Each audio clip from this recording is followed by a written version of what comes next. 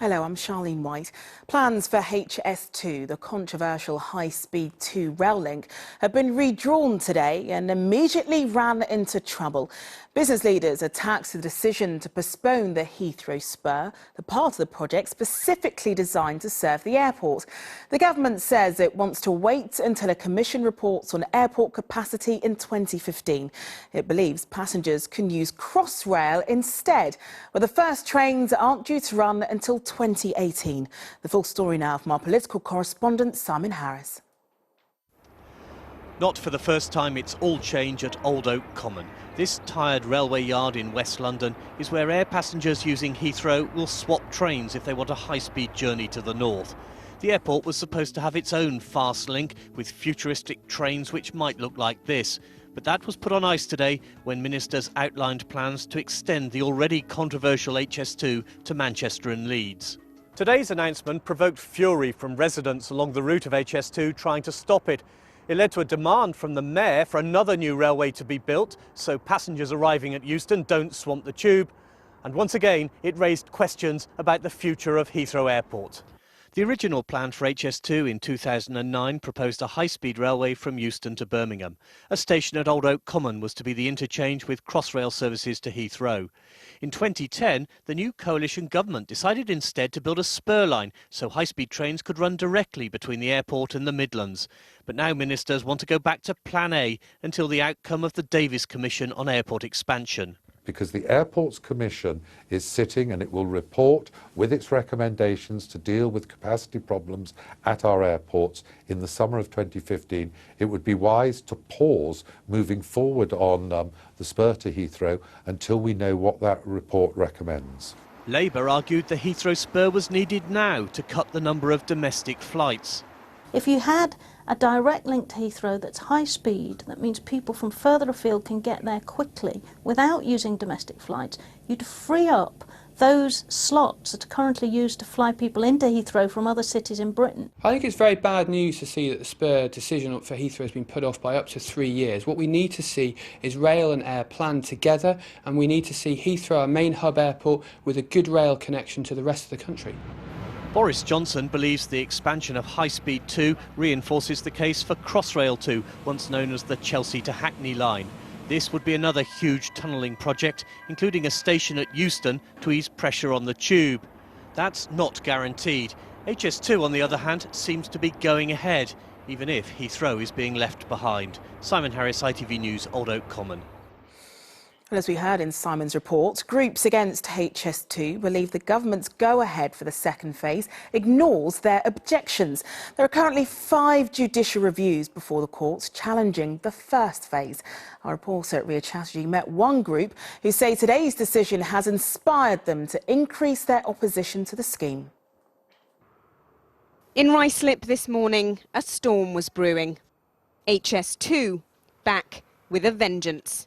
So does today mark phase 2 for you guys in terms of boosting your campaign? Yeah, I think it's shown a complete unfairness for London, so we're really disappointed with how London's being treated unfairly, and I think this will galvanise Londoners to be more against HS2. The red light on proposals for a new rail link to Heathrow has left these residents in limbo. It's a strange day for us, really. We've waited for the route of Heathrow to be announced for the last couple of years, and to have it temporarily put on hold now just is a double-edged sword for us. For thousands of residents across Hillingdon who now have to wait until after the Davis review to find out their fate, means that we are left once again with huge blight across the borough.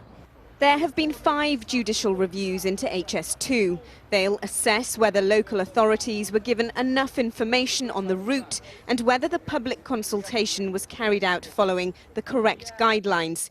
Campaigners say they don't understand how new plans can be announced when old ones are under legal scrutiny. It's totally arrogant of this government to be pushing ahead with a scheme that actually could be put on hold because of the outcome of a court case.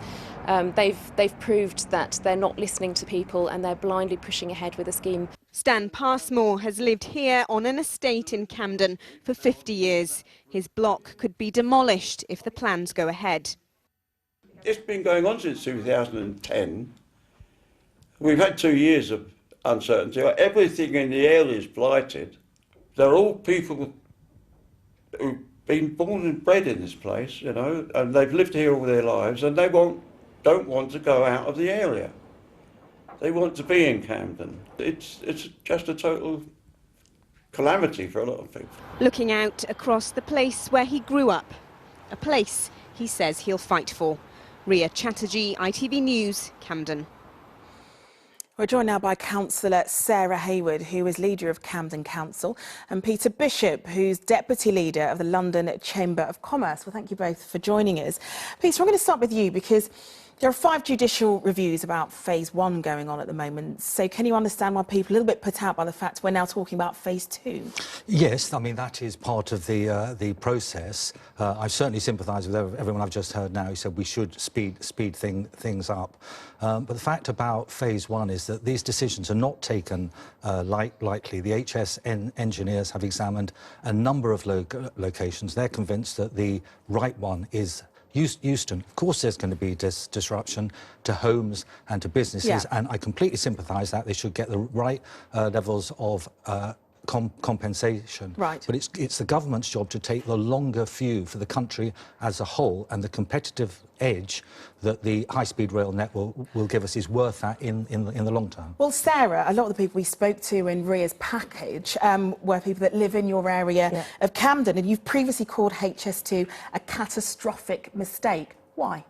Because the devastation it will wreak on Camden is huge, and currently the government has no plans, and crucially we believe not enough budget to mitigate that. So 500 families face being forced out of their homes, and the government has no plans to rehouse them, no plans to enable us as their local authority to rehouse them in the Camden area, and we think the government can't press ahead with this sort of scheme until it's dealt with those issues. So if the government were to turn around and say, OK, we're going to give you a budget in order to be able to rehouse those in social housing, because mostly in terms of those that are being rehoused, it's from the Regent's Park estate. Yeah.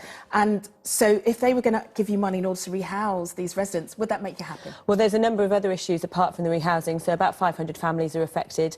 The HS1, HS2 proposed link, which links HS2 with the Eurostar line, could devastate the economy of central Camden town by causing the closure of viaducts and roads underneath them, because they propose to use the North London line. There's regeneration projects on hold. There's unfulfilled planning permissions. I mean, I know, Peter, you were talking today about the Heathrow link, and it's about moving forward. It's about improving infrastructure. And that's something you surely have to understand, Sarah. I absolutely support infrastructure, which is why we campaigned against the government cuts to our BSF budgets. There are ways of improving the railways that don't involve the devastation of Euston and huge swathes of Camden Borough. Peter, the government really needs to deal with these issues. Do you agree with that? Well, I'd say this year is the 150th anniversary of the London Underground, the huge devastation that caused, done in many cases wrongly. We're much more grown up than that now. We can do it better. But nobody here is going to say we did the wrong thing by building the tube line. I believe nobody will say we've done the wrong thing by doing HS2. And back to talking about Heathrow, of course, they're not doing an extension to it in the current plans. And so where do you stand with that? What message would you give? We're very much for Heathrow as being a through station on the route. We're encouraged, actually, by HS2 Phase 2, where they've announced that Manchester Airport is on that line as a through station. But of course, they were sort of saying in terms of a full extension, they don't want to make that decision until we have some kind of comprehensive decision about the future of the airports in 2015. Yeah, the Davis report comes out next year. We're urging something sooner. OK.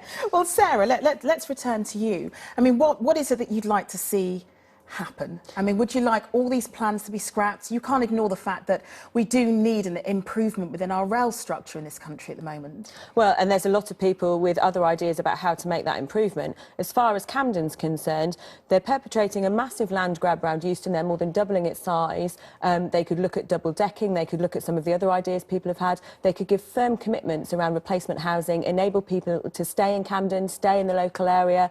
They could give us guarantees around our own regeneration projects and help with blight, and none of this is forthcoming at the moment. So the devastation on Camden just doesn't stack up against the case for HS2. Well, this is discussion that I'm sure we're going to have many times in the future. To Sarah Hayward, thank you very much for joining us, and you too, Peter Bishop.